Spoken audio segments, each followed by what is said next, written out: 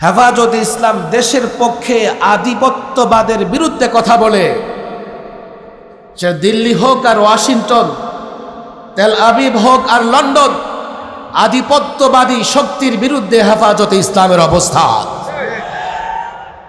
সুতরাং যারা হেফাজতের বিরুদ্ধে কথা বলবে, যারা ওলামাদের বিরুদ্ধে কথা বলবে, আমার বক্তৃতা পরিষ্কার, তারা দেশের বিরুদ্ধে, তারা ইসলামের বিরুদ্ধে, তারা শান্তির বিরুদ্ধে, তারা শৃঙ্খলার বিরুদ্ধে, তারা যেন নারায়ণগঞ্জের মাটিতে না নামতে পারে।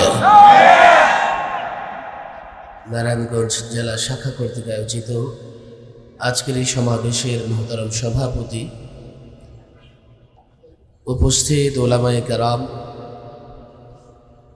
দীর্ঘ বক্তৃতা করবার মতো শারীরিক সক্ষমতা আমার নাই, কিছুটা অসুস্থ। এরপরেও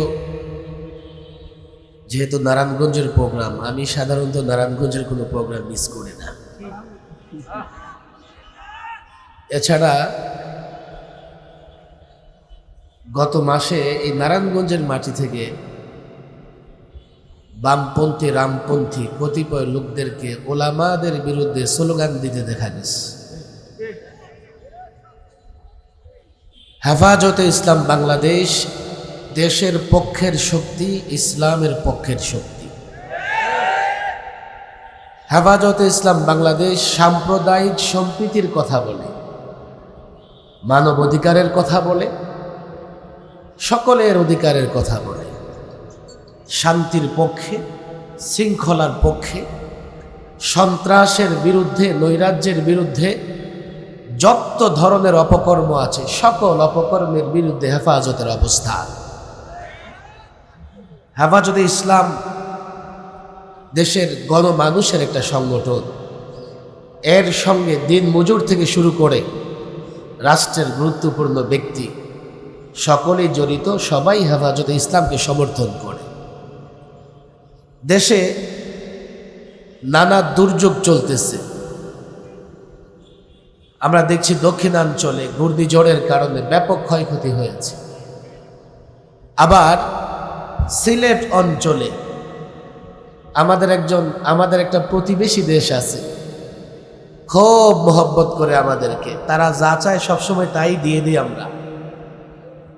আর যখন আমাদেরকে মারার প্রয়োজন হয়, পেঁয়াজ বন্ধ করে দেয়, চাল বন্ধ করে দেয়, আবার পানি দিয়েও মারবার চেষ্টা করে। এটা একটা দুর্যোগ, এটা পরিকল্পিত দুর্যোগ, দেশের বিরুদ্ধে একটা ষড়যন্ত্র, ইসলাম মুসলমানদের বিরুদ্ধে ষড়যন্ত্র। হেফাজতে ইসলাম দেশের পক্ষে আধিপত্যবাদের বিরুদ্ধে কথা বলে, সে দিল্লি হোক আর ওয়াশিংটন, তেল আবিব হোক আর লন্ডন, আধিপত্যবাদী শক্তির বিরুদ্ধে হেফাজতে ইসলামের অবস্থান। সুতরাং যারা হেফাজতের বিরুদ্ধে কথা বলবে, যারা ওলামাদের বিরুদ্ধে কথা বলবে, আমার বক্তৃতা পরিষ্কার, তারা দেশের বিরুদ্ধে, তারা ইসলামের বিরুদ্ধে, তারা শান্তির বিরুদ্ধে, তারা শৃঙ্খলার বিরুদ্ধে, তারা যেন নারায়ণগঞ্জের মাটিতে না নামতে পারে। ওরা দেশের বিরুদ্ধে শক্তি। হেফাজতে ইসলামের অবস্থান, ওলামাদের অবস্থান পরিষ্কার। এই দুর্যোগে তাকিয়ে দেখেন, তাদের কোনো চেলা চামুন্ডা মাঠে খুঁজে পাওয়া যাচ্ছে না। ওলামা একরাম সবার আগে গিয়ে দক্ষিণাঞ্চলে ত্রাণ বিতরণ করছেন, আর দুর্যোগ কবলিত অসহায় মানুষের পাশে দাঁড়িয়েছেন। সিলেটেও তাই করছেন।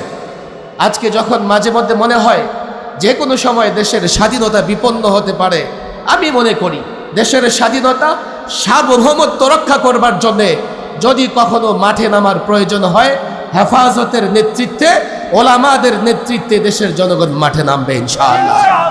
আল্লাহ তাবারক ওয়া তাআলা হেফাজতে ইসলাম, ওলামা একরামের ইজ্জত সম্মান বুলন্দ করে দিন। ওলামাদেরকে এই পথে আরো ত্যাগ, কুরবানি, বিসর্জন দিয়ে কাজ করার তৌফিক দান করুন।